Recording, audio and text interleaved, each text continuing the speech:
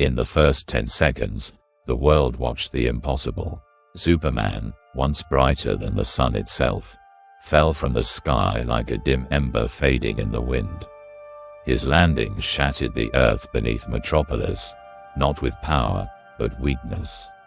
The Man of Steel gasped, his eyes dull, his body trembling. He tried to rise, but even gravity felt heavier than ever. Somewhere high above, the sun blazed, yet for the first time, it gave him nothing.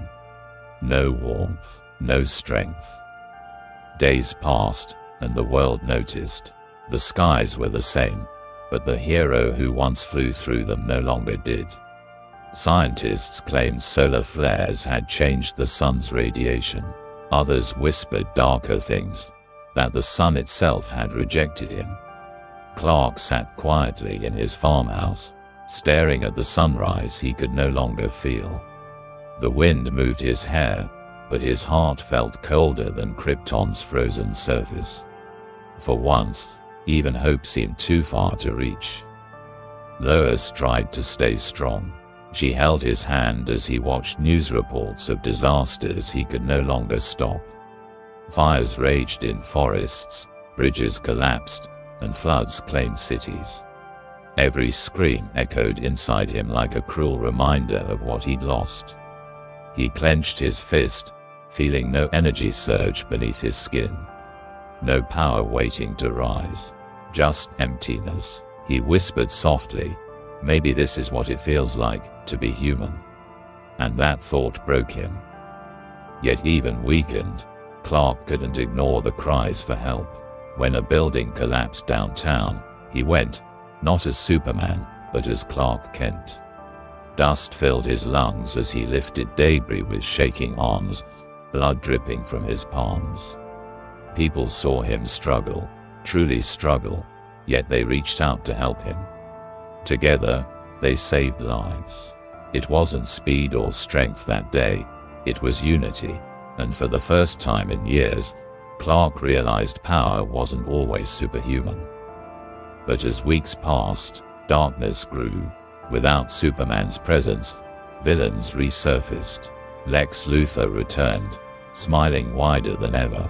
"Even gods can fade," he said on live television, declaring a new age of humanity.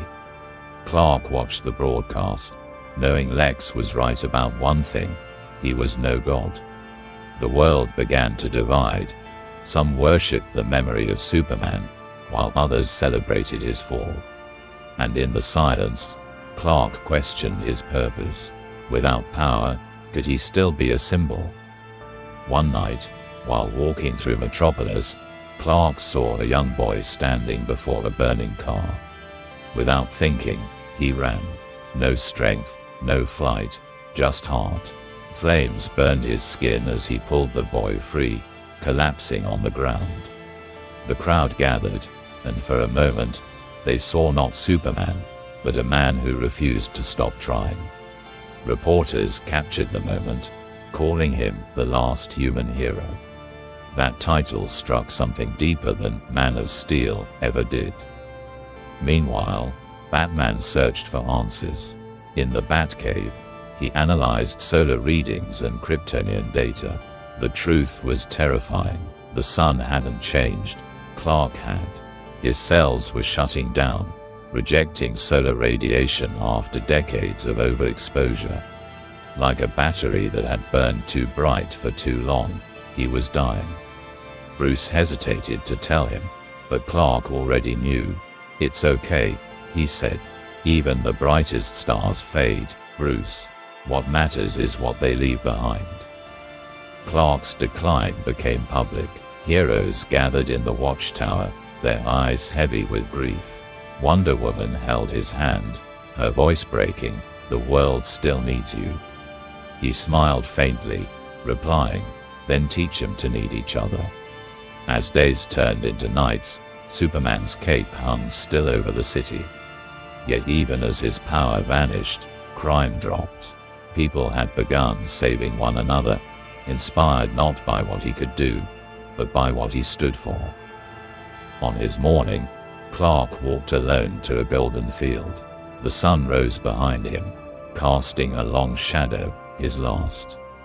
He looked up, feeling its light one final time, not as energy, but as peace. "Thank you," he whispered to the sky. Lois found him there hours later, still smiling. He was gone, yet everywhere. His body was weak, but his legacy had already become unbreakable. The world had learned how to fly without him.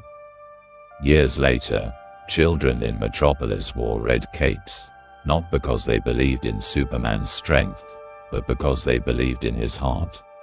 Statues stood tall across the planet, not of a god, but of a man who never stopped trying.